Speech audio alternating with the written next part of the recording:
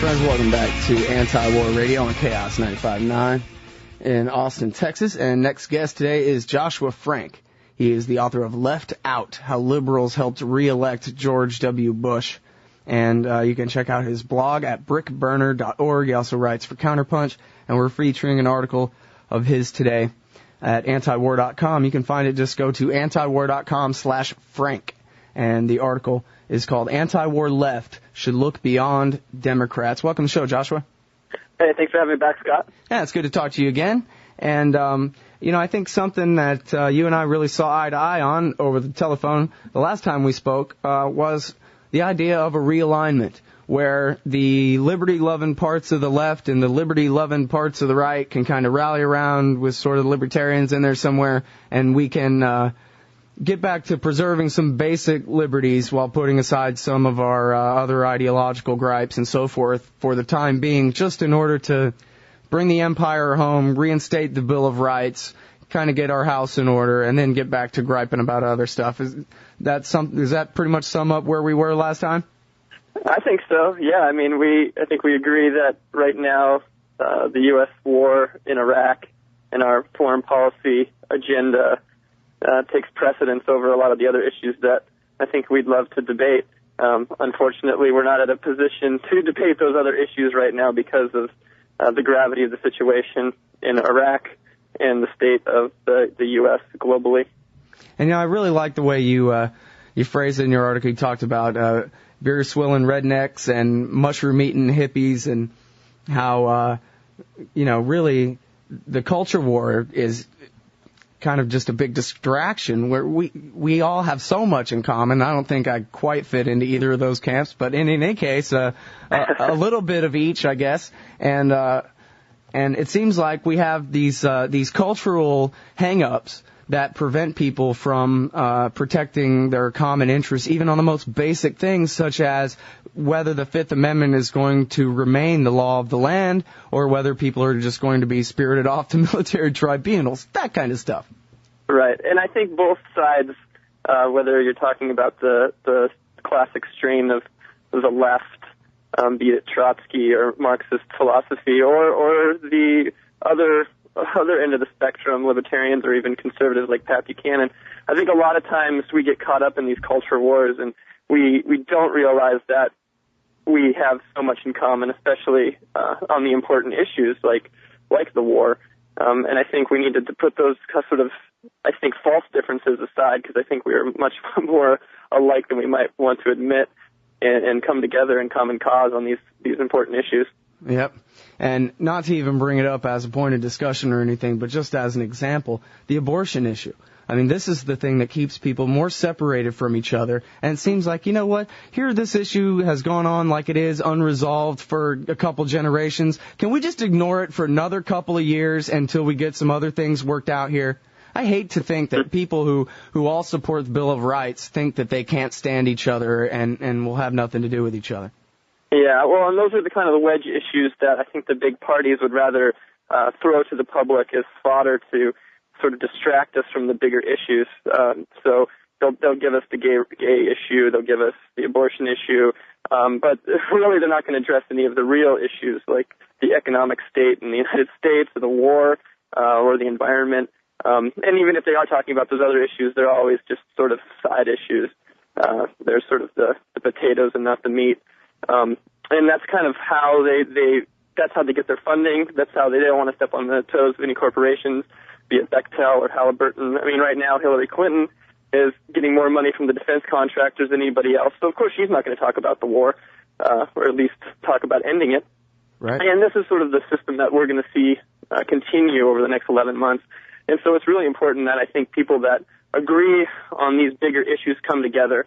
And after this article went up today, I've got a lot of flack from the anti-war left for saying that we should align with the anti-war right on this issue, because they see building the left as more important, unfortunately, than building an anti-war movement, and they put revolution or these sort of other classic ideologies above ending the war, and that's a real distraction, and I think it's negatively affecting the anti-war movement.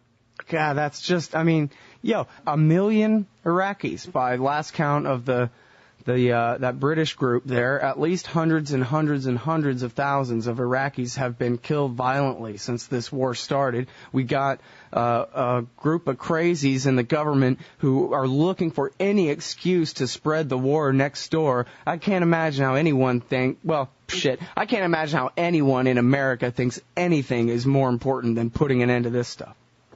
Exactly, and that's where I think the left fails in reaching out to people, and I think the Ron Paul supporters are an example of the kind of work that needs to be done, or at least what Ron Paul's campaign is doing, is reaching out to, I would venture to say that a lot of his supporters are newcomers to the electoral arena, a lot of people that have been disenfranchised, and his message is coming across, and it's rallying a lot of new folks, something the left, and definitely the left wing of the Democratic Party, has been utterly unable and incapable of doing. And I think an example of this is Dennis Kucinich, and as I wrote in the article, I mean, he's been running in Iowa now for nine years. He's barely polling at 1%. So, I mean, there's something pretty wrong with his campaign if he's unable to rally new support. Yeah, I mean, no offense or anything, and I'm not exactly sure, where on the left you categorize yourself. I'm not one to categorize you, and I don't really know that much about you except the reporting that you do, and I haven't, unfortunately, read your book, but I know it's about how you should have been more anti-war, you jerks, and I look what you did. But, right. But, yeah, I mean, I guess frankly, the Cold War's over, and somewhere in Marxism between the libertarian and the left. So I guess maybe it's easy for me to call for a unity sort of campaign. No, I didn't know that. Yeah. And I guess I would hope, too, that Ron Paul, and I think this is the big thing that his supporters should be pushing for if he doesn't come out of the primaries alive, is that they push him to run in the general election, because this is the sort of pressure we need on the two major parties throughout the rest of the campaign season. And he definitely has the momentum to make an impact and to make the war issue a central issue in this campaign.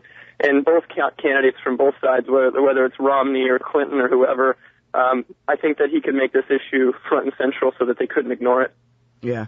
And, it's funny. I think right-wingers and left-wingers think that they have a monopoly on being loyal to the Constitution and the Bill of Rights and so forth. And I know that I learned first from not liberal but leftist teachers in high school about the Constitution and the Bill of Rights and how the right were the enemies of it.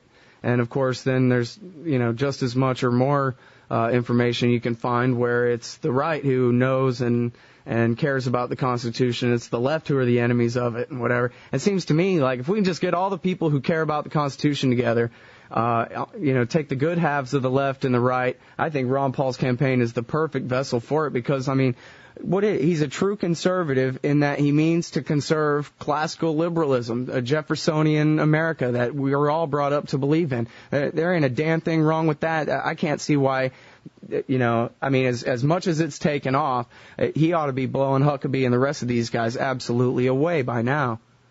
Right. Well, and I think that goes back to the sort of labels and the ideologies and the shackles that the left is unable to shake loose. So they get trapped in these archaic philosophies of what they see as driving social change. And we're in a different era than we are in the Vietnam era even, and we're obviously not where the Bolsheviks were or what have you. This is a new age, and we need to have new thinking about changing the structure of the U.S. government and our military apparatus in general. Yeah, I have to say when I read the woman from the International Socialists and her rebuttal to you on Counterpunch, I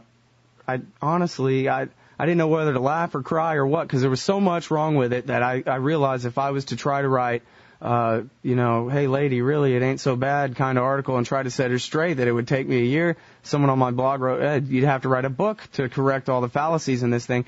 And on the other hand, it was almost just funny in the sense that, like, who does she think her audience is? I mean, the Cold War is over. Marxism is over. You talk about the young people joining the Ron Paul revolution, the people who the leftists think ought to have all been leftists. They're not into Marxism. They're not going to be. They want what they were promised for America to be. Not that, they're not a bunch of Giuliani supporters, a bunch of right-wing warmongers. They're Ron Paulians.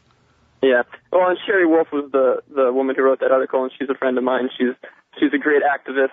But unfortunately, I think that a lot of people that are in her circle of thinking believe that they have to go about forming a class revolution using the old methods, and it shows just how marginalized and how they've become. And they may be a significant part of the left, but the left in general is minute. And I think what we need to learn is, at least for those that are on the left or consider themselves on the left, they need to take some pages from the Ron Paul playbook and really look at why these people are coming out in support of his campaign. What about his campaign is galvanizing them? And from what I've said or heard and the polls that I've read, it looks like the war is one of those big issues, and the Constitution is one of those big issues, and the left is unable, or maybe even worse, unwilling to look at that. Yeah. Well, and frankly, I have my problems with the Constitution too, and I know there are a lot of people on the left who, well, I don't know, it sort of goes back to Federalist number 10, James Madison, where you can read it kind of one or two ways, where, liberty is owning your own property and being able to keep other people off of it, and then the left view of that is, liberty is stealing from everybody else. And I guess if you start from that understanding of the American system, then, rallying to protect it is not going to be at your, on your high list of priorities. Right. And I don't think that any of these issues are on the high list of priorities. And they tend to put all these other issues above when really the war and the war machine is central to everything that we ought to be fighting against. Whether it's exploitation of resources. I mean, obviously the war, part of the reason we're there is to control resources there, or whether it's Israel, or whether it's the environment. The war has been horrific on the environment. Just the amount of oil that we're consuming, the toxins, depleted uranium, or whatever. I mean, all of these issues, really, a focal point could be, a rallying cry could be this war. Yet the left is really unable to reach across the lines. And I would hope that the right would be willing to reach across those lines. I just happen to be on the side that isn't reaching across, so I'm trying to do my part to do that. I'd hope that the libertarian wing, or even Ron Paul supporters, however they could categorize themselves, would do the same thing. Well, this has always been my thing, why I always wanted to really be on the radio, I guess, was to try to bring the best parts of the left and right together. I'm a libertarian, and I see myself, as I was explaining to the audience earlier on in the show, as completely outside the left-right spectrum. I know a lot of people see libertarianism as a species of right-winger or something like that. I reject the spectrum entirely, and I think I like to think I'm in a good position to bring together the best of the left and the right. I could interview you and William Lind on the same day, and we could all agree on a hell of a lot of things. And that's what we should be focusing on right now, because I would rather be talking to you about these issues than dealing with the neocons and the neoliberals in Washington. And I would rather have Ron Paul in the White House doing what he does and curbing empire than Hillary Clinton in the White House or George Bush in the White House. So these are the kind of things that we need to start thinking about. And I don't think, there's definitely parts of Ron Paul's campaign and his ideologies that I don't 100% agree with. But when it comes to restoring civil liberties, ending the war in Iraq, we're in total agreement. And for me, I prioritize these issues, and that issue is issue number one.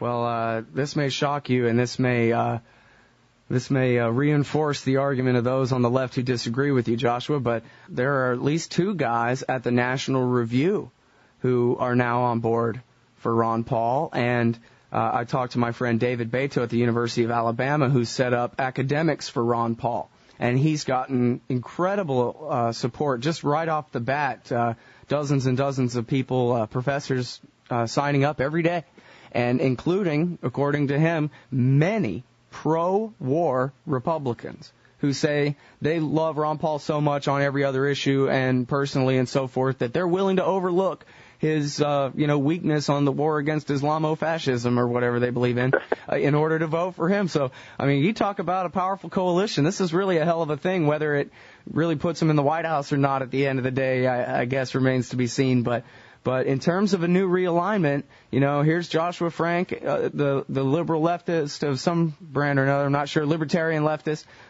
me, the plumb line libertarian, and then some libertarian right-wingers over even at the National Review. Can you believe it? On board for the same presidential campaign.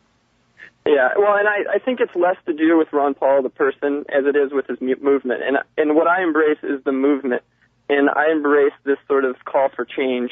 And I think that's what the left should consider. If they have problems with some of Ron Paul's policies, whether it's dismantling the EPA or some of these state agencies or the Department of Education or whatever. That's okay to disagree with that, but let's embrace this movement. Let's embrace the new people that are coming into this movement that typically were, probably not going to get out there and march or thought that, the left wing is sort of crazy, and now we're being legitimized. The anti-war movement, through Ron Paul's candidacy, is being legitimized. That's right. Really, they're at the forefront of a new movement here, and I don't think the left right now has the power to lead. And I think this movement, Ron Paul's movement, is setting a new precedent, and I think the left needs to reevaluate its position. And I think there's a lot of people on the left that agree with me on this. Unfortunately, most don't. But I think it's something that we need to debate and to reconsider.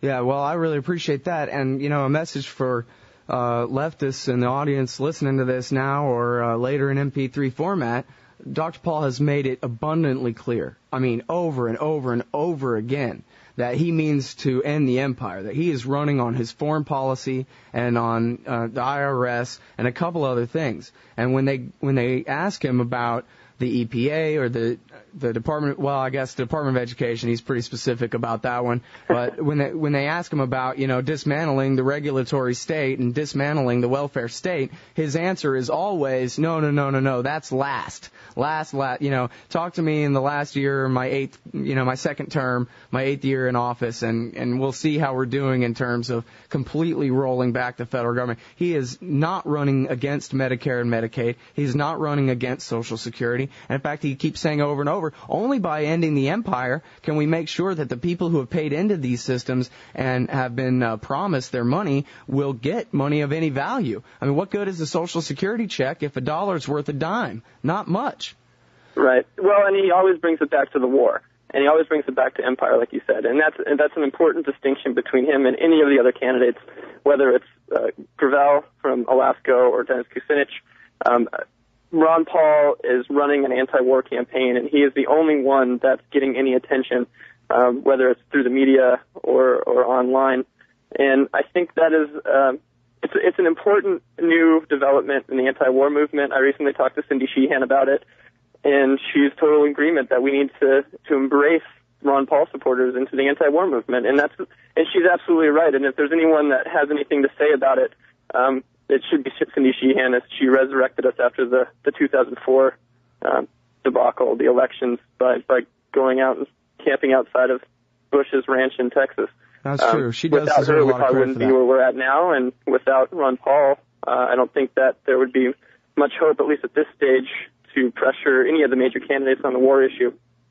So, hey, I'd be all for Ron Paul teaming up with Ralph Nader in the general elections and trying to bring everyone together to end this thing. I think it's that important.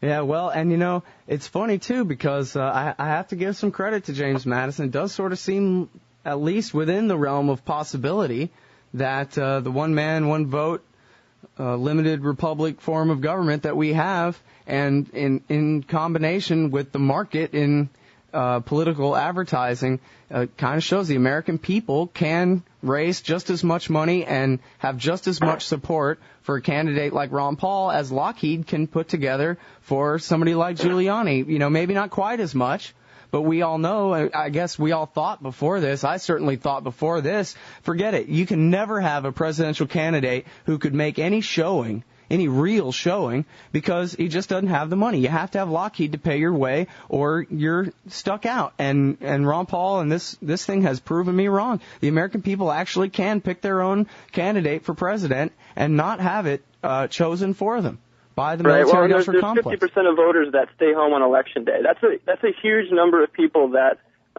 could make a difference. And both major parties and the left and third parties in the past 40 years have been unable to pull together and get those people out to vote.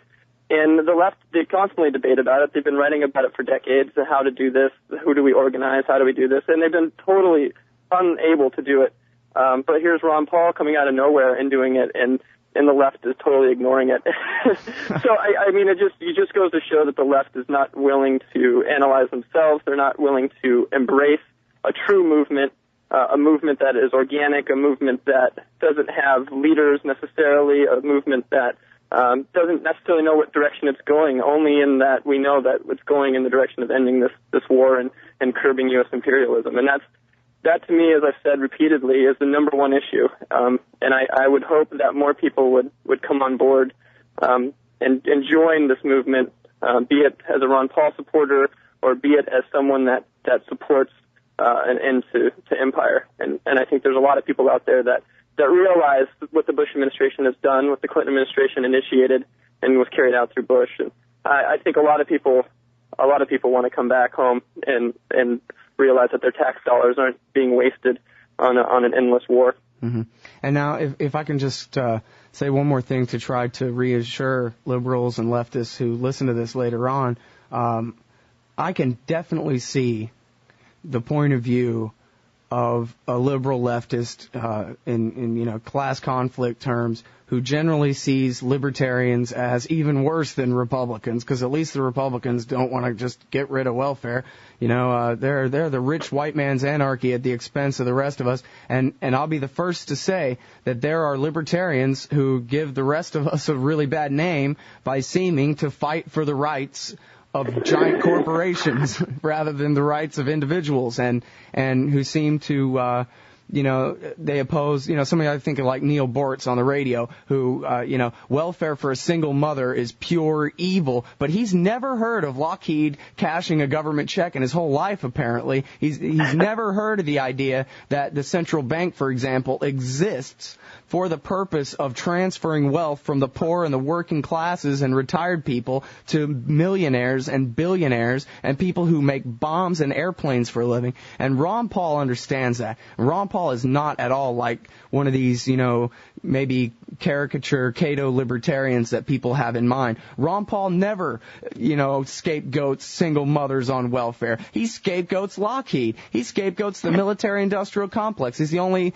presidential candidate or presidential office holder since Eisenhower to even use that term. And he uses it as often as possible. And he's certainly not the kind of guy who goes around blaming all of America's problems on single black welfare mothers who have no power whatsoever. His enemy is the people who are using the state to steal from the rest of us and to wage war. That's the real class conflict. That's the inside of the libertarians. The real class conflict is the people who use the state to make their ends versus everybody else. And, of course, Ron Paul has decided clearly that it's the millionaires and billionaires who use the state against everybody else to make themselves rich that are the top of his list of targets to be kicked off welfare. The single mother is last on the list for generations from now, is the way he says it. And I understand the false understanding of libertarianism from the left, and I try to confront it. I don't know if that's convincing to anybody or not, but that's my shot. No, well, but I think that goes to the piece Sherry Wolf wrote for Counterpunch to refute mine. And it goes up and tries to attack these sort of general ideas about what the left thinks the libertarians represent. And really, from an environmental standpoint, here's Ron Paul saying that he would end all subsidies to oil, gas, and coal companies. Could you imagine Al Gore saying this? Mr. Global Warming himself wouldn't even call for such drastic measures. Never. All the way down the line, really, there's a curbing of money in Washington, and that's what Ron Paul is calling for, an end to supporting corporate welfare. This is Ralph Nader stuff. This is the stuff Ralph Nader's been calling for and been running on for the past 2 elections. That's right. And here's Ron Paul doing the same thing. And the left was quick to embrace Ralph Nader, but will not even consider Ron Paul's candidacy. Well, you're absolutely right about Ralph Nader. Justin Raimondo endorsed him in 2004 for the American Conservative magazine, called him Old Right Nader, and talked about going to a rally. And there was Ralph Nader talking about the marriage between big business and big government against the rest of us, and how war is the driving force behind the whole thing. And he called them old right Naders. Sounded right out of Albert J. Nock.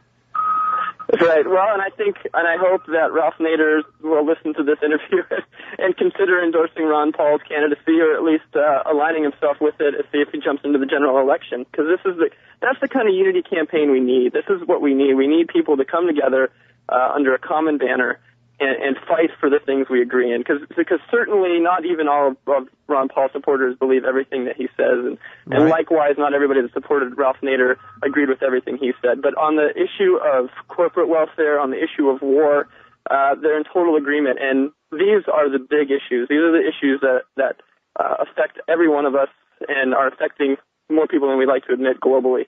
So I think we need to really reconsider our positions and shake loose just the shackles that keep us tied to ancient ideologies. Well said, Joshua. Thank you very much for your time today. Everybody, Joshua Frank, he's the author of Left Out, How Liberals Helped Re-elect George W. Bush. His blog is brickburner.org, and you can just find him in the margin at thestresslblog.com in my blog roll there. That way, and also writes for Counterpunch. You can find all his antiwar.com archives at antiwar.com/Frank. Thanks a lot, man. Thanks for having me, Scott.